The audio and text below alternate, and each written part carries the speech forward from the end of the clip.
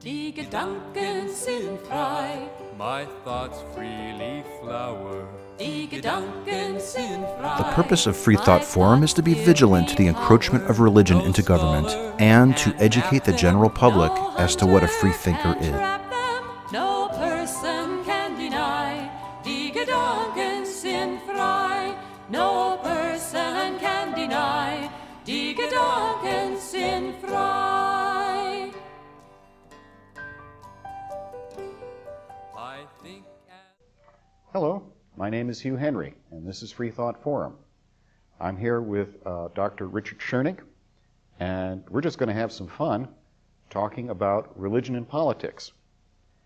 Now, Dr. Shoening was born and raised in Bergenfield, New Jersey, a suburb of New York. He received a B.S. in chemistry from Fordham University in the Bronx. He later received a Ph.D. in chemistry from the University of Notre Dame. After a 2-year stint as an officer in the U.S. Army Corps of Engineers, he earned an M.A. and Ph.D. in philosophy at Indiana University in Bloomington. He's published a variety of chemistry and philosophical journals and has written popular articles for magazines such as The Humanist, The American Rationalist. He is currently a professor of philosophy at San Antonio College. When not trying to figure out the meaning of life, he can be found grousing about politics, doing crossword puzzles, working on physical fitness, especially basketball, and enjoying the mountains of West Texas, Fort Davis, and southwestern Colorado with his wife, Myrna. Dr. Shoening, welcome to Freethought Forum. It's a pleasure to be here, Hugh. So let's get started on this religion and politics. We've been sending stuff back and forth about talking points. And your first point is that Americans are quite religious by the surveys. 90% are religious, and a large majority significantly so. Yes, I think that's a very stark fact about the United States. When we look at other similar industrialized democracies, especially Europe, but including Australia, New Zealand, and Canada, the figures are much lower. So I think with respect to politics, religion plays a much larger role in the United States than it does in those other countries. And from the point of view of free thought, I think that's somewhat troubling.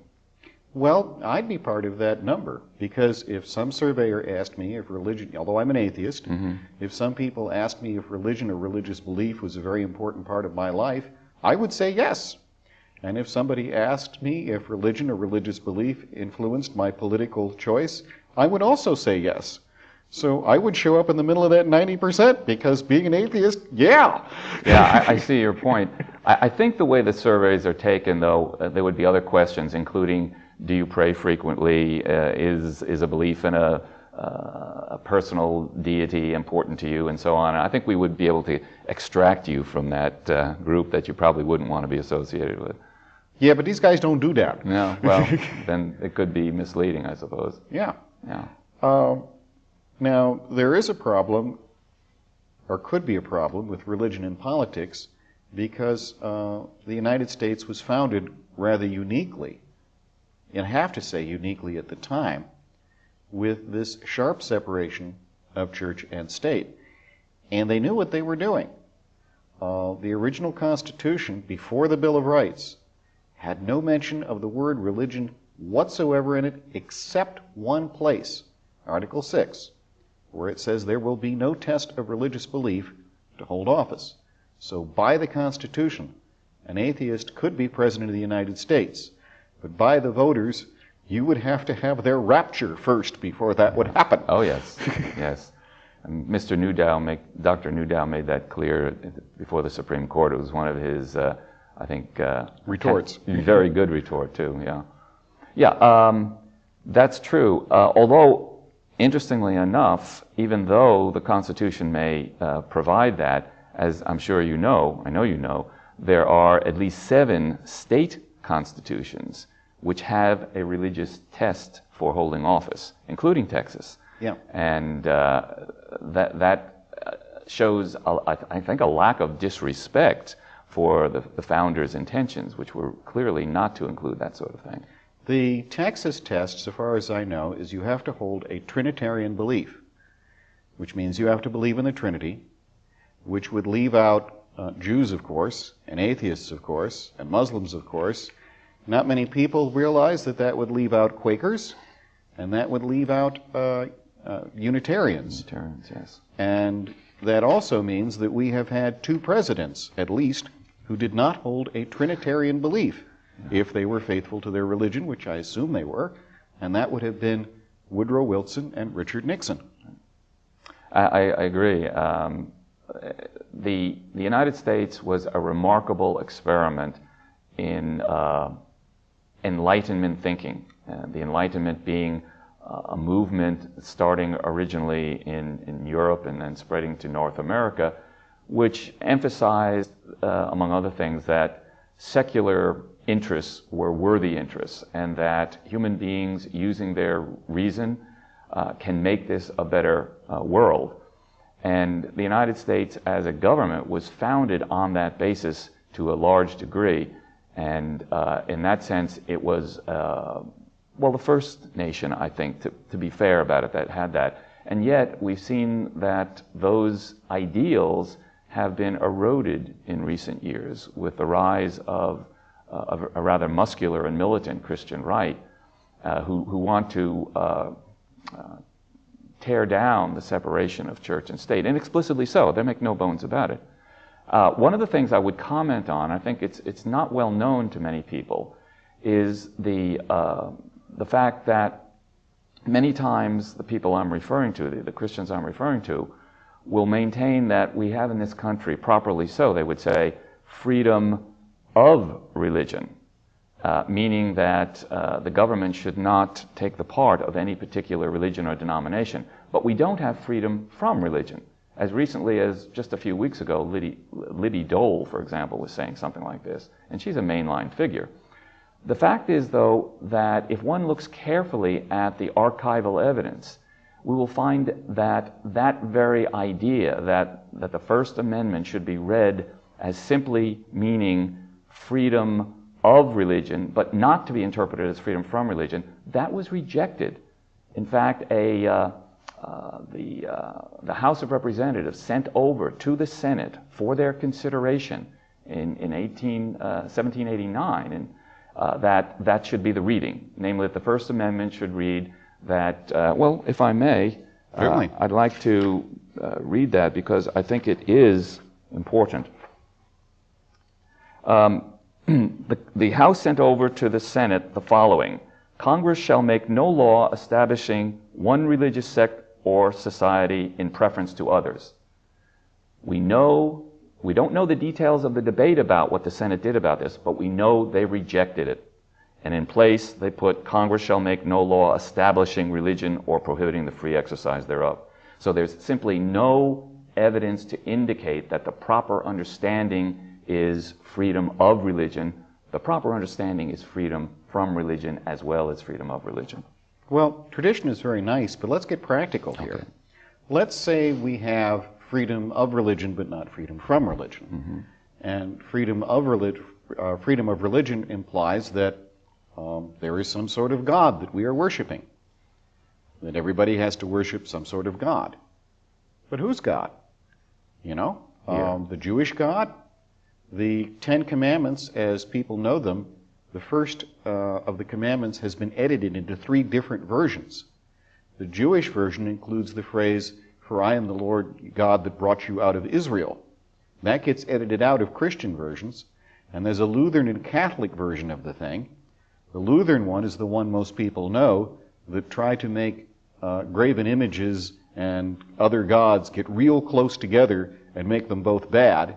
And the Catholic version is one that tries to fade that out a bit so they can be allowed to have their images of saints and Mary and so forth. So who's God? We have, and I sent it to you, an interesting statement. Let me see if I've got it here. From Falwell, I believe. I know I've got my text here, but my fingers are not flipping pages very well. There it is. This is from Pat Robertson, yeah. You say you're supposed to be nice to Episcopalians and Presbyterians and the Methodists and this and that and the other thing. Nonsense. I don't have to be nice to the spirit of the Antichrist. I can love the people who hold false opinions, but I don't have to be nice to them. So apparently for Pat Robertson and the 700 Club, this is January of 91, Episcopalians, Presbyterians, and Methodists don't exactly count as God-fearing people or Christians. They're off the list. This gets nasty. Yes. And this is what all the darn religious wars were over, was who's God. Right. And you can certainly add groups like Mormons and Catholics to that, I'm sure, as well. By the time he's finished, he's alienated not only freethinkers and seculars, but he's alienated a large portion even of the religionist community. And I think you're absolutely right, Hugh, and as you mentioned in an email to me, the question is, can such people really be trusted with a representative democracy? Well, let's work back to John Locke's very famous statement on toleration. This sits in the middle of the discussion of toleration and was a very important statement about why religious toleration should be allowed. And he argues the whole thing out, but he makes two exceptions. And he's talking to the state here, to the prince. And he's saying, well, he said, you can't trust Catholics because they owe allegiance to a foreign prince. And we have that problem here in America. We've only ever elected one Catholic president.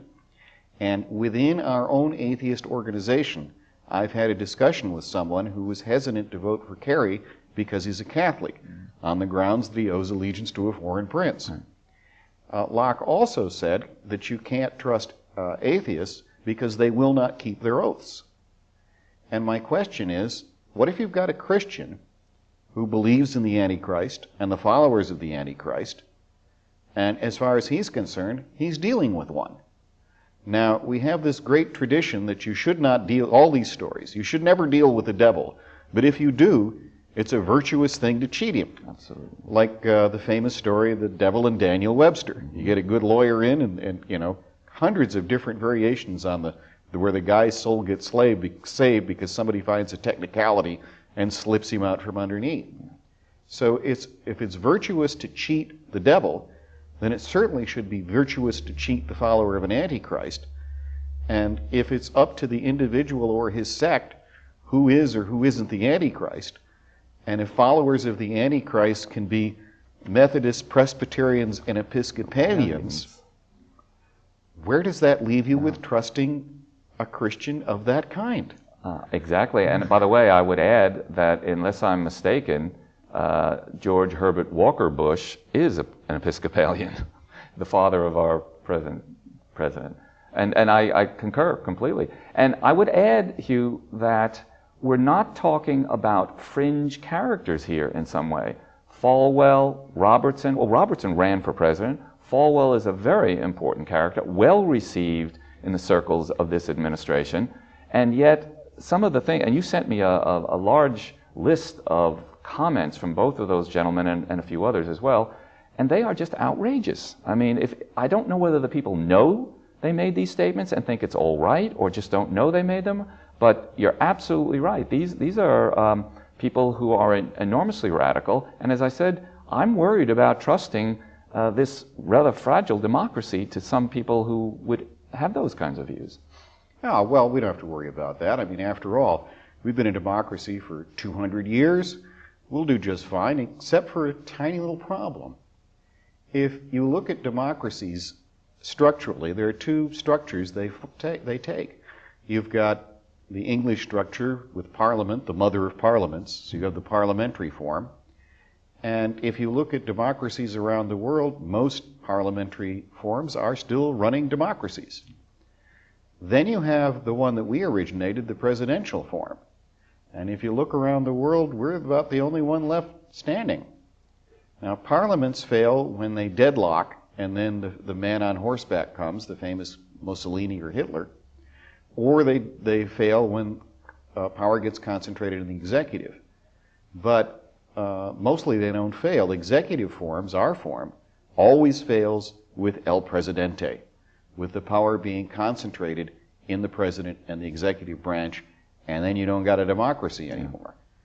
So maybe we got something to worry about here. Yeah, this takes us into some different but related areas of importance about whether or not democracy is imperiled in the United States. I happen to think it is, for a number of reasons, not just only having to do with religion, but I think one of the things that bothers me is that democracy is imperiled when power becomes imbalanced among the players.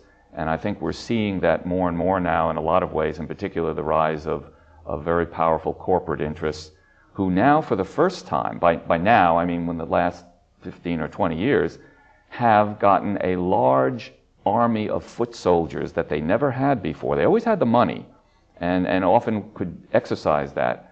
But now they have these very conservative religionists, principally Christians, who act as their foot soldiers, and the combination of the two is enormously potent, and neither one of them are, in my view, very inclined towards democracy. Well, then you also have the last move they've made, which is they got sick and tired of being beat up, as they saw it, by the liberal media. So they did the thing that they should have done to counter that. They went out and bought the media. Yeah.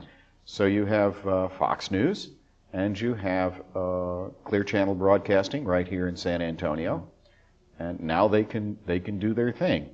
And the latest development is a music festival, film festival up in Dallas, brand new film festival, because apparently they're getting rather hurt by Roger Moore's films, and then all of a sudden a bunch of other, since that made so much money, a bunch of other films that normally would sit nowhere as documentaries went into the theaters and they're making money.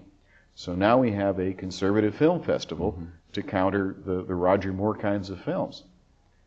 Well, speaking as an academic, I can tell you that they also use their financial resources to fund any number of so-called think tanks, which produce the boilerplate for the talking heads on Fox, as well as the AM talk show right-wing sort of agenda. And that has been very effective for them. I think the other side, the liberal side, has been slow to try to catch up in that regard, and that's a danger. Well, actually, they were copying the liberal side, because it starts with they have the Cato Institute and the Heritage Institute, and the liberal side had I'm trying to remember the name. Brookings? Brookings Institute. And I think Brookings came first. Yes. And traditionally, these places are where people out of office hibernate and write position papers. So in the Brookings Institute, there are a whole bunch of people waiting, and if Kerry wins the election, the Brookings Institute will be emptied out into executive appointed offices and refilled from elsewhere. One can only hope. And consequently, the government will empty out into the Cato Institute and the Heritage Institute and hibernate until the next Republican government. Yeah. American Enterprise Institute. Yeah, there's a bit more of them now than there used to be.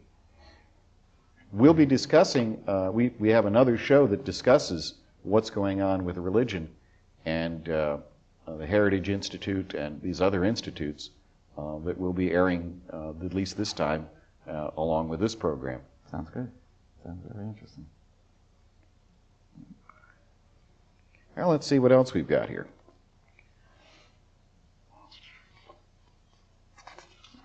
Oh, yeah. We've been trying for a couple of years now to get somebody to discuss the Treaty of Tripoli, and we never got anybody. I may call on you sometime when it's the season. I will be happy to. Oh, great. Yes. Because that comes about, I think in late spring or early summer was the anniversary. I have an article that was written in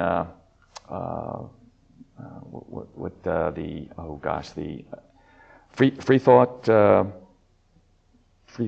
newspaper, Freethought Today, an entire article on the treaty, and it is interesting. The short of it, by the way, for any of our listeners who aren't familiar with it, in 1796 or thereabouts, 1796, 1797, the United States entered into an agreement with the Dey or the Bey, at the title of Algiers, I believe, which is, of course, in North Africa, because there had been some dispute about piracy and so on.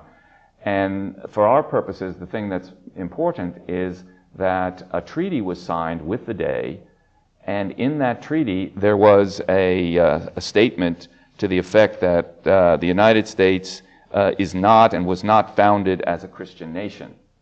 And this treaty was drawn up under the waning administration of President Washington, and it was signed while John Adams was president, and it was ratified by the Senate. So it has some, I think, valence here to support the contention that the founders, at any rate, did not think of it as a Christian nation. Now, Washington was certainly a Christian. Do you think? I think there's there's some question He was certainly a about that. churchgoer.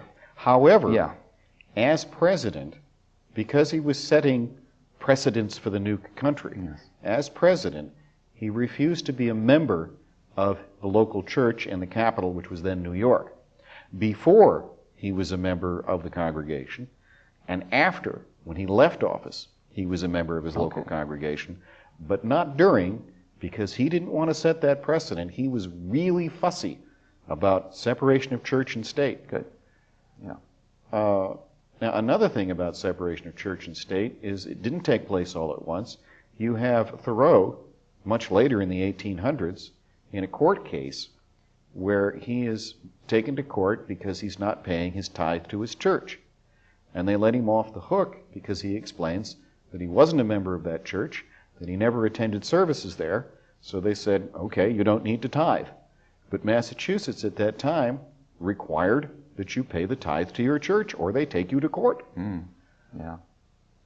One of the underlying ironies, I think, about this church-state business is that a look at history and current situations suggests, it doesn't prove exactly, but it suggests that if you were a committed religionist, your best interest would be to support the separation of church and state, because in many of the societies that are similar to us, in Europe, for example, they have a no separation of church and state. They have an official church, and religiosity in Europe is extremely low, especially Christian religiosity.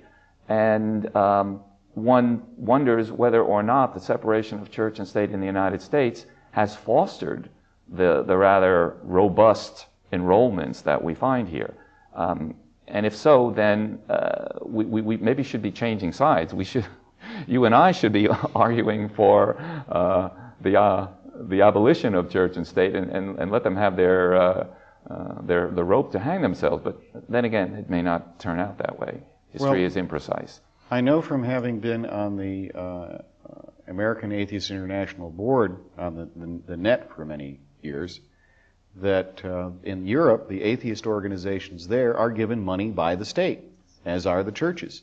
Your tax money goes into the government, turns it around, ships it out to churches, also ships it out to atheist organizations. And the Americans are, on that net are like, what? Yeah, what are you people doing? Yeah. But where was I? I was going somewhere with that. Hang on. In the European, in the faith initiative that Bush has, there are a number of canny religious people, heads of churches and so forth, that have backed the heck out of that.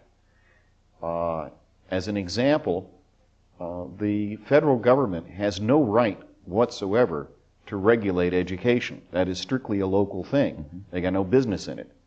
However, they got the money. And because of that, education has to jump through all kinds of hoops. It first becomes dependent on federal money, and then it has to jump through federal hoops. The federal government never gives you money without also passing the rules along.